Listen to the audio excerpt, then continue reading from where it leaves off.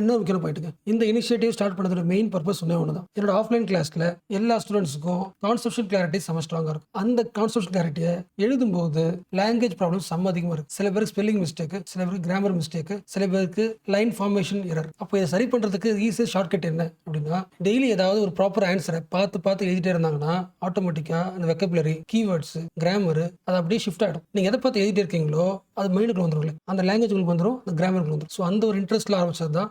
So ஒருவேளை இதில் ஏதாவது நீங்கள் வீக்காக இருக்கீங்கன்னா இது யூஸ் ஆகும்.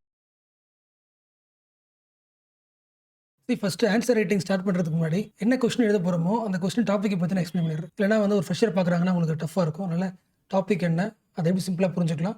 அதுக்கப்புறம் ஆன்சர் எழுதும்போது உங்களுக்கு நல்லா லிங்க் படிக்க முடியும். இந்தியாவில் டெமோக்ரஸி இருந்தும் நீங்கள் இந்தியாவோட பாலிடிக்ஸ் அனலைஸ் பண்ணி பார்த்தீங்கன்னா சில குரூப் ஆஃப் பீப்புள் மட்டும்தான் ஒட்டுமொத்த மக்களுக்கு தேவையான எல்லா முடிவும் எடுக்கிற மாதிரி இருக்கும். ஒரு தமிழ்நாடு வச்சுக்கலாமே, தமிழ்நாட்டில் டிஎம்கே மக்கள் ஓட்டு போட்டு தான் ஆட்சிக்கு வராங்க. எப்படி இருந்தாலும் ஒரு ஃபேமிலி கிட்ட தான் ஃபுல் பொலிட்டிக்கல் பவர் இருக்கும்ல. சரி, நான் டிஎம்கே சொல்றேன்னா, இப்போ நான் சொல்றது வந்து உலகம் முழுக்க எல்லா கண்ட்ரியும் இருக்கு. பட் எல்லாராலையும் ஈஸியாக ரிலேட் பண்ணியிருக்காங்க. எக்ஸாம்பிள் சொல்றேன். தமிழ்நாடு பாலிடிக்ஸ் எப்படி இருந்தாலும் டிஎம்கேவோட ஃபேமிலி தான் இன்ஃப்ளூயன்ஸ் பண்ணிட்டே இருக்கும். அதே மாதிரி இந்தியாவோட பிசினஸ் சில கம்பெனிஸ் தான் அதிகமாக இன்ஃப்ளூயன்ஸ் பண்ணுது. இப்போ இந்தியாவில் 140 கோடி மக்கள் இருந்தாலும் சில குறிப்பிட்ட மக்கள் கிட்ட தான் ஃபுல் பவர், ஃபுல் பிஸ்னஸ் இருக்குன்னா இந்த குரூப்புக்கு ஒரு பேர் வச்சா என்ன பேர் வைக்கலாம்? Power elite. உங்க கண்ட்ரியில் டெமோக்ரஸி இருக்கிற மாதிரி தெரியும், பட் இன்டெரக்டா இந்த பவர் எலைட் குரூப்ஸ் தான் எல்லா விஷயத்தையும் கண்ட்ரோல் பண்ணுவாங்க டெமோக்ரஸி பேர்ல. இதை சொன்னது யாரு? C Wright Mills. So power எலைட்டை டிஃபெண்ட் பண்ணிட்டு இன்னொரு விஷயத்தை கூட கம்பேர் பண்றாரு. இந்தியாவில் உங்களுக்கு எது பிடிக்காது? கேஸ்ட் பிடிக்காது. பட் ஆக்சுவலா நம்ம ஒரு குரூப் பார்த்தோம்ல, பிசினஸ்ல ஒரு சர்டன் குரூப் தான், பொலிட்டிக்ஸ்ல பவர்ல சில குரூப் தான். அந்த பவர் எலைட் குரூப் இருக்குல்ல,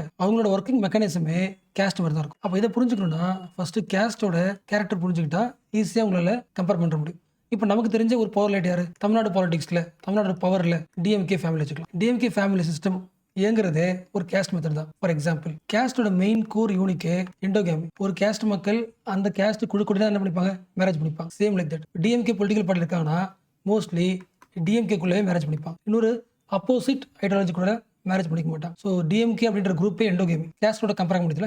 எஸ், அடுத்த பாயிண்ட். ஜென்ரலாக டெமோக்ராட்டிக் கண்ட்ரியில், ஈக்குவாலிட்டி சொல்லப்படுற கண்ட்ரியில் நீங்கள் பிறந்த உடனே உங்களுக்கு ஒரு ஸ்டேட்டஸ் கிடைக்காது. ஒவ்வொரு இண்டிவிஜுவலும் அவன் படித்து அவனோட ஈக்குவல் ஆப்பர்ச்சுனிட்டி பேஸ் பண்ணி ஒர்க் போயிட்டு ஒரு ஸ்டேட்டஸ்க்கு அச்சீவ் பண்ணுவான். பட் கேஸ்ட்ல அப்படி கிடையாது. நீங்கள் ஒரு கேஸ்ட்ல பிறந்துட்டீங்கனாலே அந்த கேஸ்டோட ஸ்டேட்டஸ் உங்களுக்கு வந்துடும். நீங்கள் லோவர் கேஸ்ட்னா அந்த லோவர் கேஸ்ட் ஸ்டேட்டஸ் உங்களுக்கு. ஸோ பிறந்தவனே உங்களுக்கு கிடைக்கிறதுல ஒரு ஸ்டேட்டஸ். அதுக்கு பேர் என்ன? ரெண்டாவது முக்கியமான ஃபீச்சர் ஆஃப் கேஸ்ட், அஸ்கிரிப்டிவ் ஸ்டேட்டஸ். அதாவது பர்த் பேஸ் பண்ண ஸ்டேட்டஸ். ஸோ டிஎம்கே ஃபேமிலிக்குள்ள நீங்க பிறக்கிறது வழியாகவே உங்களுக்கு ஒரு ஸ்டேட்டஸ் கிடைச்சிருது. உங்களால அந்த பர்த் ஸ்டேட்டஸ் வச்சுக்கிட்டு, அந்த ஃபேமிலிக்குள்ள பிறந்திருக்கிற அப்படின்ற அந்த ஸ்டேட்டஸ் வச்சுக்கிட்டே உங்களால டெபுட்டி சிஎம் அளவுக்கு ஆயிட முடியும், மினிஸ்டர் ஆயிட முடியும், எம்பி ஆயிட முடியும். அந்த ஸ்டேட்டஸே உங்களுக்கு போதுமானதா இருக்கு. ரைட்டு தப்புலாம் அப்புறம். பட் கேஸ்ட் என்ன வேலை பண்ணுதோ அதே வேலை பவர் லைட்டும் பண்ணுது. ஸோ பவர் லைட்டு தன்னோட பவருக்குள்ளே மேரேஜ் பண்ணிக்கிறாங்க. கேஸ்ட் மாதிரியே அங்கே ஒரு அஸ்கிரிப்ட் ஸ்டேட்டஸ் இருக்கு. அந்த ஃபேமிலியில் பிறந்தாலே உங்களுக்கு ஒரு ஸ்டேட்டஸ் கிடைச்சிடும். மூணாவது முக்கிய பாயிண்ட். இப்போ நீங்க நினைச்சா இன்னொரு கேஸ்ட்டுக்குள்ள போக முடியுமா? உள்ள போயிட்டு அவங்க வீட்டில் ஸ்டே பண்ணி சொந்தக்காரங்களா மாற முடியுமா? ரொம்ப ரொம்ப கம்மி. சிமிலர்லி நீங்க ஒரு சாமானியா இருந்து டிஎம்கே பார்ட்டிக்குள்ள போயிட்டு அங்க ஒரு பெரிய லீடரா,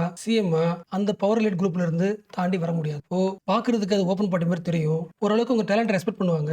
ஆனா டாப் மோஸ்ட் பொசிஷனுக்கு வர முடியாது. So social closure. கேஸ்டோட மூணாவது முக்கியமான குவாலிட்டி, அந்த குரூப் வந்து இன்னொரு குரூப்ல இருக்கிற இண்டிவிஜுவலை அதுக்குள்ளே சேர்த்துக்க மாட்டாங்க, க்ளோஸ் பண்ணுவாங்க. அந்த குரூப் வந்து க்ளோஸ்ட், சோஷியல் க்ளோஷர். ஸோ டிஎம்கேன்றது ஒரு பவர் லைட். அந்த எலைட் குரூப் வந்து வெளியிலேருந்து யாரையும் உள்ள விட மாட்டாங்க, டாப் மோஸ்ட் பொசிஷன் விட மாட்டாங்க. மெரிட் இருக்கும், நீங்க என்ன பண்ணலாம்? மெம்பரா ஜாயின் பண்ணலாம், சின்ன போஸ்ட்டுக்கு போகலாம், அது எல்லாமே இருக்கும். ஏன்னா அவங்களுக்கு ஒர்க்கிங்க்கு ஆள் தேவை, அதுக்கு மெரிட் பேஸ்ட் இருக்கும். பட் கேஸ்ட்டை கம்பேர் பண்ண முடியல.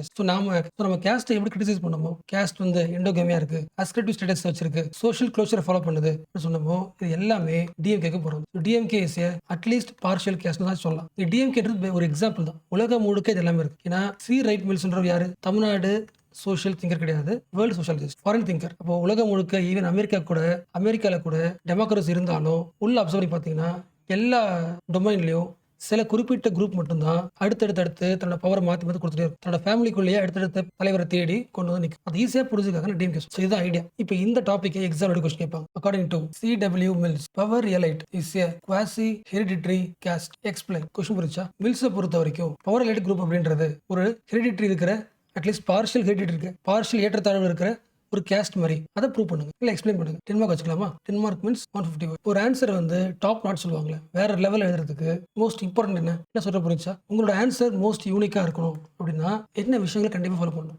என்ன விஷயங்கள் இருக்கணும்? ஃபர்ஸ்ட் கிளாரிட்டி, அந்த டாபிக் சம்மந்தப்பட்ட ஐடியா இருக்கணும். ஐடியா கிடைச்சிருச்சு, ஐடியா இருந்தால் மட்டும் எழுத முடியாது. இந்த கொஸ்டினுக்குன்னு இல்லை உங்களோட ஆன்சர் ரைட்டுக்குன்னு ஒரு ஸ்ட்ரக்சர் உருவாக்கணும். பேராகிராஃப் எழுத போறீங்களா? பாயிண்ட் பை பாயிண்ட் எழுத போறீங்களா? இல்ல டிராயிங்கா போட போறீங்களா? இல்ல மேட்ச் த ஃபாலோயிங் போட போறீங்களா? என்ன ஸ்ட்ரக்சர் இருக்கு. உங்களோட கிளாரிட்டி ஆஃப் தாட்ஸ ஏதாவது ஒரு ஸ்ட்ரக்சருக்குள்ள அடாப்ட் பண்ணணும். ஸோ கொஸ்டின் குடுத்த உடனே எழுதக்கூடாது. மைண்டுக்குள்ள அந்த 2 பேஜ்ல என்ன மாரி ஸ்ட்ரக்சர்ல எழுதலாம். ஃபர்ஸ்ட் பாயிண்ட் வந்து அந்த கொஸ்டின் குடுத்த உடனே அந்த கொஸ்டினோட ஐடியாஸ் இருக்குல்ல. பவர் ரிலேட்னா என்ன? கேஸ்ட்னா என்ன? ஓகே 2 கம்பேர் பண்ணி எழுதலாம். சிடபிள்யூ மில்ஸ் வந்து டிஃபைன் பண்ணிட்டு, பவர் ரிலேட் டிஃபைன் பண்ணிட்டு, கேஸ்ட்டுக்கும் பவர் ரிலேட்டுக்கும் என்ன டிஃபரன்ஸ்னு எழுதி 2 சேமா இருக்குன்னு எழுதலாம். அப்படி சொல்லி முடிக்கும்போது ஒரு ஸ்ட்ரக்சர் வந்துச்சுல, அந்த ஸ்ட்ரக்சர் தான் பிரசன்ட் பண்ணணும். ஃபர்ஸ்ட் ஐடியா யோசிச்சுக்கிட்டு அதை எப்படி பிரசன்ட் பண்ணணுமோ அந்த ஒரு ஸ்ட்ரக்சர் ரெடி பண்ணணும். ஸ்ட்ரக்சர் வந்து டாப்பர் சொன்ன ஸ்ட்ரக்சர் தான் எழுதணும் அவசியம் இல்ல. யூனிக்கா நீங்க கிரியேட் பண்ணலாம். அதாவது ஒரு 100 பேப்பர் இருக்குன்னா, 100 பேப்பரோட ஆன்சர் பார்க்கறதுக்கு முன்னாடி ஃபர்ஸ்ட் என்ன தெரியும்? ஸ்ட்ரக்சர் தெரியும். உங்க ஸ்ட்ரக்சரே வந்து லாஸ்ட் பேப்பரை விட டிஃபரெண்டா இருந்துச்சுன்னா மார்க் வந்துரும். டிஃபரெண்ட் அர்த்தம் ஒரே மாதிரி எழுதாம. நான் சொல்றது கண்டென்ட் சொல்லல. ஸ்ட்ரக்சரை சொல்றேன். அண்ட் ஆல்சோ இந்த ஆன்சர் ரைட்டிங் ஸ்டார்ட் பண்றது மெயின் பர்பஸ் என்னன்னா கண்டென்ட் செகண்டரி. ஓகே கிளாரிட்டி உங்களுக்கு கிடைச்சிரும். ஃபர்ஸ்ட் ஸ்ட்ரக்சர் எப்படி எழுதலாம்? Different types of structure. ஒரு நீட் பிரசன்டேஷன் சொல்லுவாங்கல்ல அது. இது ஃபர்ஸ்ட் லெவல். ரெண்டாவது மோஸ்ட் இம்பார்ட்டன்ட் ரிலவன்ஸ். நீங்க எழுதுற ஒரு வேர்டு கூட ஒரு லைன் கூட ரிலவெண்டா இருக்கணும். சிடபிள்யூ மில்ஸ் பத்தி கேட்டான்னு சொல்லிட்டு சிடபிள்யூ மில்ஸ் யார் தெரியுமா? Power is everywhere, power discourse அப்படின்னு அவர் பத்தி ஒரு இன்ட்ரோ சொல்லிட்டு ஈவன் நீங்கள் ஒரு வேர்டு இந்த டாபிக் சம்மந்தப்பட்டதை விட்டுட்டு வெளியே போனீங்கன்னா கூட அவுட். ரெண்டாவது முக்கியமானது ரிலவெண்ட். அப்புறம் எழுத தான் கரெக்டாக ரிலவென்ஸ் பாயிண்ட்டாக வரும். லாஜிக் புரிஞ்சா? ஸோ மைண்டை வந்து ரிலவெண்ட்டாக பாயிண்ட்ஸ் மட்டும் வேர்ட்ஸ் மட்டும் எழுதணும்னா அது ஃபர்ஸ்ட் என்ன பண்ணணும்னா கொஸ்டினோட கீவேர்டை ஃபிக்ஸ் பண்ணிக்கணும். பவர் லேட் 1, கேஸ்ட் 2, ரெண்டுத்து லிங்க் பண்ணுற மில்ஸ். அப்புறம் இன்ட்ரோ ஆரம்பிக்கும் போதே சிடபிள்யூ மில்ஸும் கேஸ்ட் இல்லை சிடபிள்யூ மில்ஸ் பவர் ரேட் அந்த பாயிண்ட் ஸ்டார்ட் பண்ண தவிர சிடபிள்யூ மில்ஸ்ன்ற ஒரு சோஷியாலஜி பற்றி மாட்டேன். Relevance every word must relevance. நீங்களே எழுதி முடிச்சுட்டு ப்ராக்டிஸ் பண்ணி எழுதி முடிச்சுட்டு எந்த லைன் வந்து இந்த கொஸ்டினுக்கு ரிலவெண்டாக இல்லை அடிச்சிருங்க. எக்ஸ்ட்ரா பாயிண்ட் மாதிரி இருந்துச்சுன்னா தூக்கிடுங்க. மூணாவது மோஸ்ட் இம்பார்ட்டன்ட். இதெல்லாம் வந்து strength of the unique answer writing. If you want to create a unique answer writing ஸ்டைல்னா கிளாரிட்டி செம்மையா இருக்கணும். ஸ்ட்ரக்சர் உங்களுக்கு ரெடி பண்ணணும். மூணாவது ரிலவெண்ட் வேர்ட்ஸ் மட்டும் தான் இருக்கணும். அந்த லைன் வேர்ட்ஸுமே கன்சைஸ்னஸ் இருக்கணும். அதாவது ஒரு பாயிண்ட்டை சொல்றதுக்கு எக்ஸ்ட்ரா டீடைல் சொல்லி சொல்ல தேவையான அவசியம் கிடையாது. ஒரு டீச்சர் என்ன பண்ணுவாங்கன்னா அந்த ஒரு லைனை புரிஞ்சுக்கிறதுக்கு லைனுக்கு மேலே லைனுக்கு அப்புறம் கன்க்ளூஷன் பண்ணுறதுக்கு ஒரு எவல்யூஷனரி ரைட்டிங் எழுதுவாங்க. எவல்யூஷனரி நெரேட்டிவ் சொல்லுவாங்க. அந்த நெரேட்டிவ் நீங்கள் யூஸ் பண்ணக்கூடாது. நீங்கள் யூஸ் பண்ண நெரேட்டிவ் வந்து கிறிஸ்ப் நெரேட்டிவ். அந்த லைன் வந்து அந்த எக்ஸாமினருக்கு புரியுமா புரியாதா அதை யோசிக்கிறத விட்டு கிறிஸ்பாக இருக்கா ஒன் லைனில் சொல்லியாச்சா அந்த ஒன் லைனில் சொல்ல ட்ரை பண்ணும். கன்சைஸ்னஸ். ஸோ உங்களோட கிளாரிட்டி ஆஃப் தாட்ஸை கன்சைஸாக சொல்ல ட்ரை பண்ணும். நாலாவது முக்கியமானது நீங்கள் பேச போகிறது கேஸ்ட்டு பவர் லைட்டு இதை பற்றி தான். அப்போது எங்கெல்லாம் திங்கர்ஸை யூஸ் பண்ணலாமோ திங்கர்ஸ் யூஸ். ஸோ உங்களோட பாயிண்ட் போடுற விஷயம் கிடையாது. இன்டெகிரேட் தி திங்கர்ஸ் வியூ. அட்லீஸ்ட் ஒரு கொஸ்டின்ல ஒரு 2-3 இடத்துல வச்சு திங்கரோட பாயிண்ட் ஆஃப் வியூ வந்துடும். எல்லா இடத்துலையும் இருக்கணும். நான் சொல்கிறேன் திங்கர் பேர் வரணும் கூட அவங்களோட பாயிண்ட் ஆஃப் வியூ இருக்குல்ல. இப்போ நீங்கள் வந்து டர்கேம் படிக்கிறீங்கன்னா டர்கேமோட கீ ஐடியாஸ் இருக்குல்ல அந்த ஐடியாஸை பிரச்சனை பண்ணிடணும். எல்லா ஐடியாஸும் கிடையாது.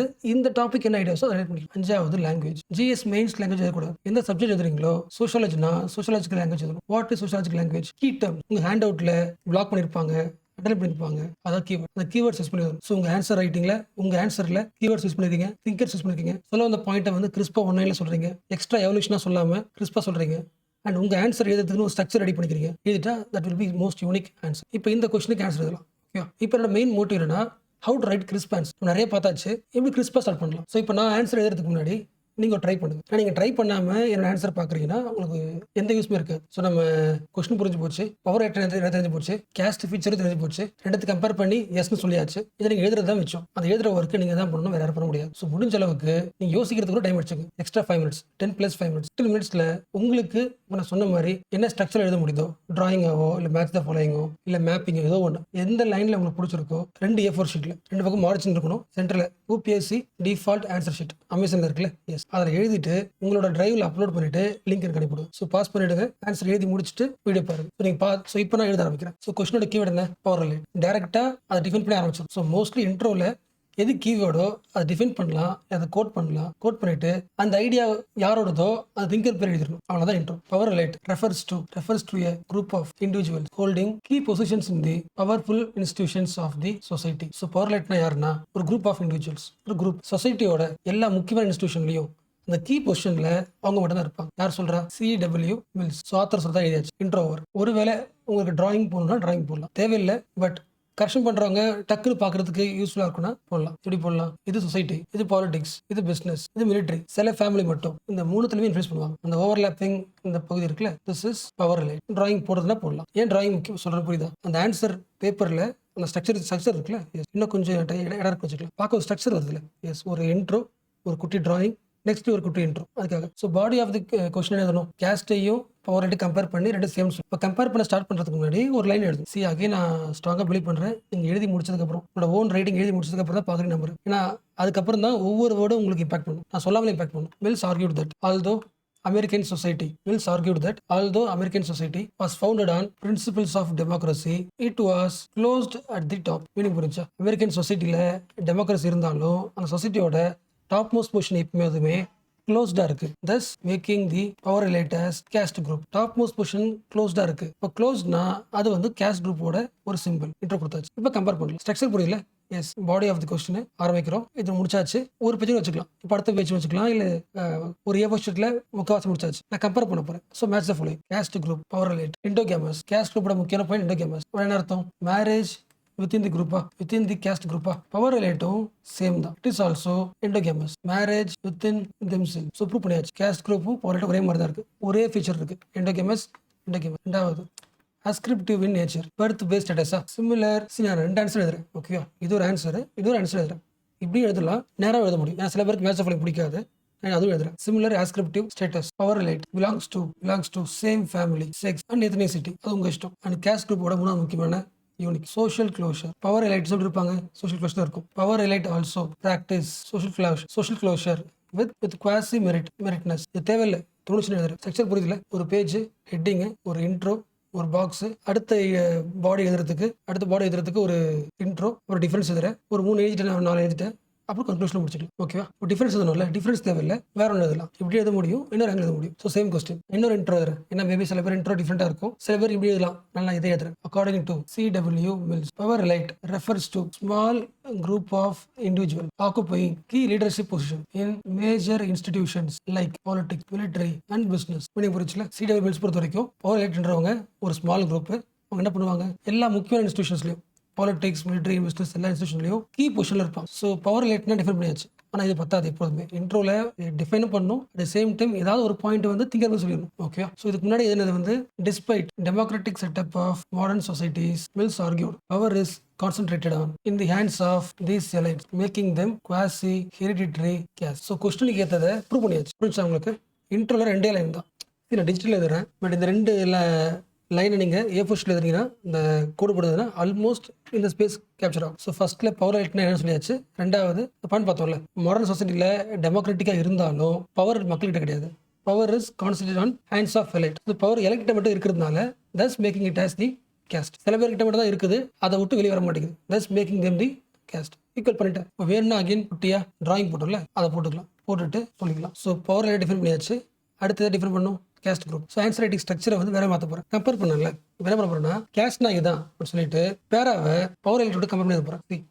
இப்படி எழுதலாம். caste group is characterized by endogamy, ascriptive status, social closure and shared interest. அந்த குரூப்புக்குன்னு இன்ட்ரெஸ்ட் ஒரே மாதிரி இன்ட்ரெஸ்ட் இருக்கும். எல்லா முதலாளியோட இன்ட்ரெஸ்ட் இருக்கும். உழைப்பாளர் கிட்ட இருந்து சொல்றது. அது மாதிரி பவர் ரிலேட்டுக்குன்னு ஒரு ஷேர்ட் இன்ட்ரெஸ்ட். இப்படி வைங்க. எல்லா கேஸ்ட் குரூப்போட மெயின் ஷேர்ட் இன்ட்ரெஸ்ட் என்ன? தன்னை விட லோவர் கேஸ்ட் டாமினேட் பண்றது. Shared interest. லோவர் கேஸ்ட் வேலை வாங்குறது. இந்த மாதிரி பவர் ரிலேட்டுக்கும் ஒரு ஷேர்ட் இன்ட்ரெஸ்ட். அதை ப்ரூவ் பண்ண போறோம். ஸோ கேஸ்ட் குரூப் பத்தி caste group is characterized by endogamy, ascriptive status, social closure, shared interest. Power relate exhibits similar trait. Meaning புரிஞ்சுல? இதே கேரக்டரை பவர் ரிலேட்டும் எக்ஸிபிட் பண்ணுது. எப்படி? அடுத்த பேஜ்ல எழுதுறோம். ஃபர்ஸ்ட் எண்டோகாமி. மீனிங் புரிஞ்சா? பவர் ரிலேட்டுக்கும் இந்த மாதிரி எல்லா கேரக்டர் இருக்குன்னு சொல்லியாச்சு. இப்போ எழுத போறது எல்லாமே பவர் ரிலேட் பத்தி. பவர் ரிலேட்ல என்ன இருக்கு? எண்டோகாமி இருக்கு. So power elites often marry within their social class. அவங்க எந்த பவர் இருக்காங்களோ அந்த இடத்துல மேரேஜ் பண்ணிப்பாங்க. ஸோ கேஸ்ட் மாதிரி.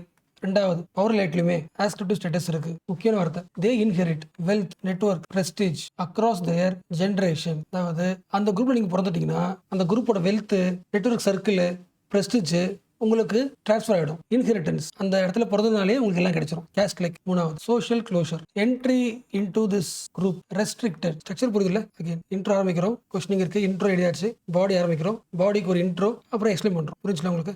எஸ். நான் ஏன் வந்து இந்த லைனை வந்து இங்க எழுதலைன்னா இப்படி எழுத முடியும் காட்டுறது.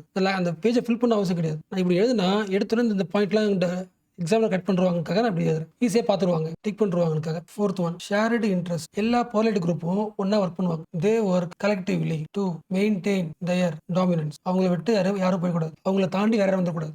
டாமினேஷனை மெயின்டைன் பண்ணிருப்பாங்க. ஸோ முடிச்சாச்சு. ஓகே. ஸோ இன்ட்ரோ டிஃபைன் பண்றோம். ஆத்தரை பற்றி ஒரு பாயிண்ட் எழுதுறோம். அகைன் இன்னொரு கீவேர்டை வச்சு டிஃபைன் பண்ணிட்டு எதை பற்றி கேட்குறாங்களோ A is equal to B கேட்குறாங்க. கரெக்டா? Question A is equal to B. ஏன்னா என்ன? அது ஈக்குவலாக இருக்கா? இது எல்லாமே endogamous, ascriptive, social closure, shared interest, இது எல்லாமே ஏல இருக்கு, கேஸ்ட் குரூப்ல இருக்கு. That is equal to be. Power லைட்ல இருக்கு. பவர் லைட்ல இருக்கு. காமிச்சதுக்கு அப்புறம் கன்க்ளூஷன் எழுதுறதுக்கு முன்னாடி எப்போதுமே ஒரு டாபிக்கோட அட்லீஸ்ட் ஒரு பாயிண்ட் ஆச்சு கிரிட்டிக் எழுதணும். கிரிட்டிக் மீன்ஸ் எப்போதுமே ஒரு ஒரு விஷயம் வந்து சொசைட்டியில் 100% ட்ரூ இருக்காது. Caste is equal to power elite 100% இருக்காது. ஒரு சின்ன சேஞ்ச் வச்சிருக்கும், அதை எழுதிருக்கும். However power elites differ from caste groups in certain ways. சில விஷயத்துல டிஃபரன்ஸா இருக்கும், சேமா இருக்காது. while caste is entirely ascriptive, power elites occasionally allow upward mobility. So merit பார்க்க மாட்டாங்க, பட் சம்டைம்ஸ் மெரிட்டை பார்த்து கட்சிக்குள்ள சேர்த்து பிசினஸ்குள்ள சேர்த்து டாப் லெவல் பொசிஷன் தருவாங்க, சம்டைம்ஸ் தருவாங்க. Power light occasionally allows upward mobility based on merit and class position. உங்களோட class பார்த்து உங்களோட மெரிட்டை பார்த்து மேபி உங்களுக்கு சம்டைம்ஸ் upward mobility தர வாய்ப்பு இருக்கு. கேஸ்ட் மாதிரி கம்ப்ளீட் ரிஜிட் கிடையாது, சம்வாட் ஃபிளெக்சிபிள். ஓவர் இப்போ கன்க்ளூஷன்ல அகைன் என்ன பண்ணும், ஆமா ரெண்டு ஒன்று சொல்லணும். Mills analysis highlights that power elite resembles caste group due to their closed nature and inherited privileges. Hence, they are described as quasi-hereditary caste. Over. So, Mills என்ன சொன்னாரோ அதோட கோரா என்ன பண்ற, கேஸ்ட்ல முக்கியமான பாயிண்ட் என்னது, க்ளோஸ் நேச்சர், அப்புறம் வந்து பர்த் ஸ்டேட்டஸ் இருக்கும், எல்லா பவரும் அவங்க குழந்தைக்கு போயிடும்.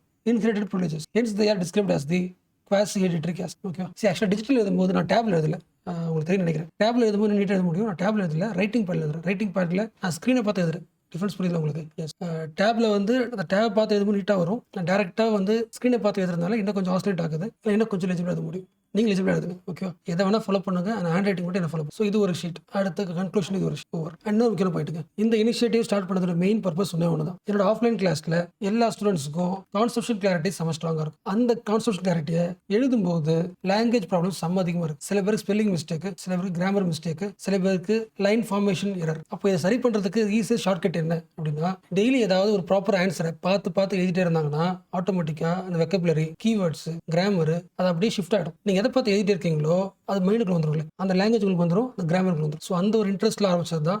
ஸோ ஒருவேளை இதில் ஏதாவது நீங்கள் வீக்காக இருக்கீங்கன்னா இது யூஸ் ஆகும். ஸோ ஒருவேளை நீங்கள் ஆல்ரெடி ஆன்சர் ரைட்டிங் சூப்பராக எழுதுறீங்கன்னா நீங்கள் அதை ஃபாலோ பண்ணுங்க. இந்த சென்டென்ஸ் ஃபார்மேஷன் உங்களுக்கு ஒர்க் அவுட் ஆக மாட்டேங்குது அப்படின்னா ஈஸியஸ்ட் வழி ஒரு ஆன்சர் ஷீட்டை எடுத்து அந்த ஆன்சரை பார்த்து டெய்லி எழுதுங்க. அட்லீஸ்ட் ஒரு ஆன்சர் ஆச்சு பார்த்து எழுது. டெய்லி எழுத அந்த கிராமர் உள்ள இருக்கிற நியூவான்சஸ் அதுவும் உங்களுக்கு கிடைச்சிடும், வெக்கபுலரி கிடைச்சிடும், ஸ்ட்ரக்சர் ஆட்டோமேட்டிக்காக கிடைச்சிடும். நான் எப்படி வந்து ஒரு படங்கள் பார்க்க படம்னா இன்ட்ரோ எப்படி இருக்கும், கன்க்ளூஷன் இருக்கும்னு நினைக்கிறோமோ அதே ஸ்ட்ரக்சர் உங்களுக்கு கிடைச்சிடும். ஓகே.